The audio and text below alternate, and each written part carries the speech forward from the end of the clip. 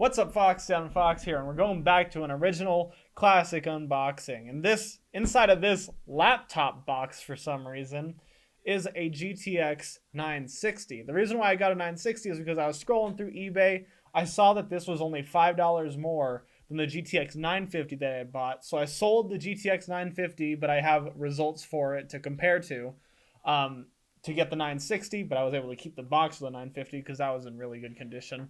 So I'm shipping off the 950. We're going to have a 960, which will be hopefully better in some way. That is for us to find out, and I'm going to talk about that later on as we get into the benchmarks and the actual review of this card. But for now, we're just going to unbox this laptop case.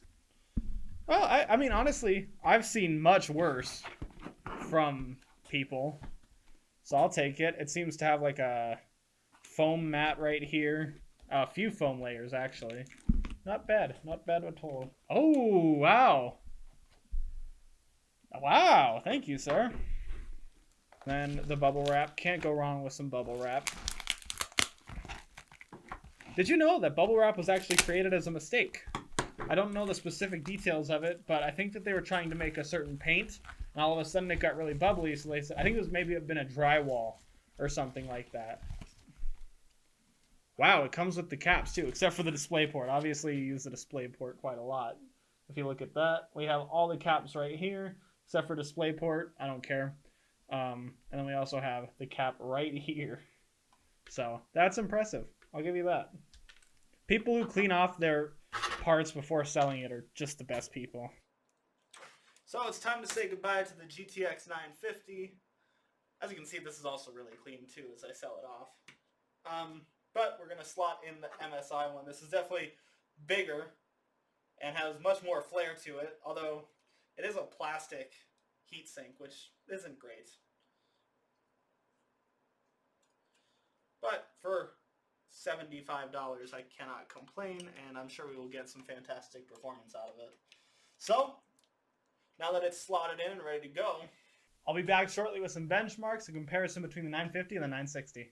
Alright, so the GTX 950 versus the GTX 960, what are the differences? Well, to start off with a similarity instead, these both are 2 gig cards. That's usually where the similarity ends, although they do draw about the same amount of power. This one draws 120 watts, this one draws 110. Both of them recommend a 350 to 400 watt power supply. So to start off with the differences, the EVGA GeForce GTX 950 has a base clock of 1025 MHz and a boost of 1190 MHz with a memory clock of 6610 MHz with 768 CUDA cores. So the GeForce GTX 960 has a memory speed of 7010 MHz and a core clock of 1304 MHz at boost and 1241 MHz base. Both of them use 8-pin power connectors.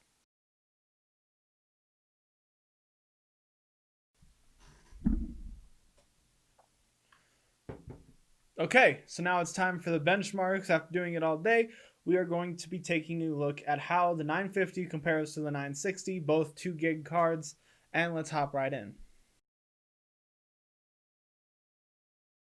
So the first one is Watch Dogs. We have it on the lowest settings at 1080p. The GTX 950 gave us 32 FPS on average, and the 960 gave 37 FPS on average, which means that you probably could up a few settings here and there. But otherwise, 30 FPS. Pretty good.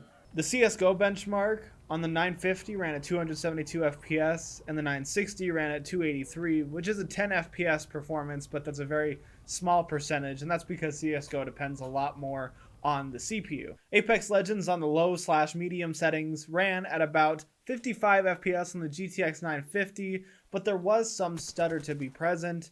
And the GTX 960, although only getting about 2 FPS more on average, ran a lot better. It was a lot smoother. Assassin's Creed Valhalla did not run at 1080p even on the GTX 960, so we went back down to 900p at the lowest settings. And on the GTX 950, we hit 31 FPS, and take this with a grain of salt because the GTX 960 ran at 48, which is pretty insane. So I don't know if something went wrong in the 950 benchmark or something, so take that one with a grain of salt, look it up for other people, because I don't trust that.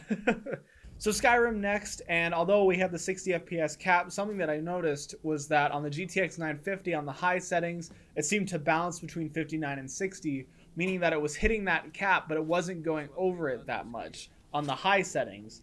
However, the GTX 960 was able to go on Ultra and hit 60 FPS constantly.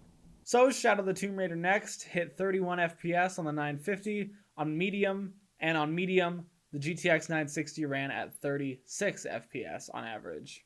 So I didn't know what to expect because I thought that the 960 was a 4 gig card. Turns out there's two variants, so they're both 2 gig. They really aren't that different from one another. It depends on the price. Again, this was $5 more. I'm not going to complain about a $5 more card at all.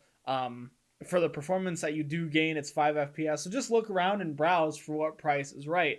If you see a 950 for much cheaper than you see a 960, go for the 950. There's going to be no difference unless you go up to a 4 gig card 960. So thank you very much for watching this video comparing the 950 and the 960 in 2020. If you liked it, like, subscribe, but do what you usually do, and as always, buy yourself something nice.